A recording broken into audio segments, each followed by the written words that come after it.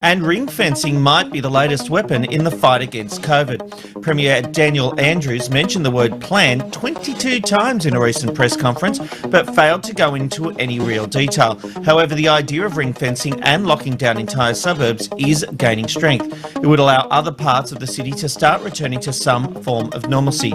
Ben, you're down there in Melbourne. How would people feel other areas open, still being stuck in state lockdown?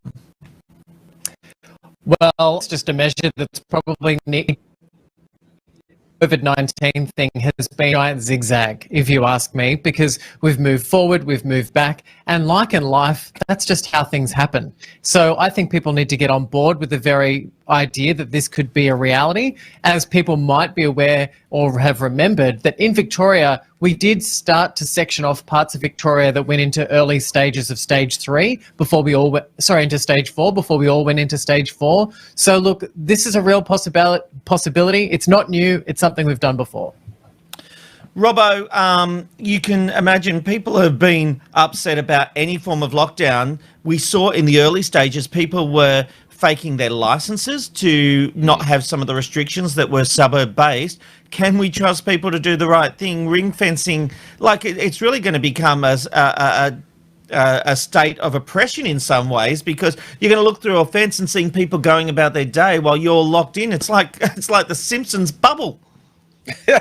Well, yes, it is. But I want to say something. It's for the greater good, really. So we all want Victoria to drop their cases. We all want Victoria to open. We all want all states to open. And if this is a way that enables it to kind of have a scattered approach to opening, get the CBD open again, get people back into work as much as possible, I think that's actually a good thing. Again, I'm not in lockdown. My heart goes out to people who are in lockdown. I know it's very, very tough. But surely this would be the way that if, unfortunately, because of your postcode and where you live, that you might have to be in lockdown when others aren't, it's just the way of getting it back on sooner. And so I don't mind this. What I would like is, in those lockdown suburbs, and especially if they put up a ring fence, it's very confronting. I just want to know that there are support services available to people in there. You put up a fence. Every fence you put up, you need to have some kind of support in there, real support, not just a phone number.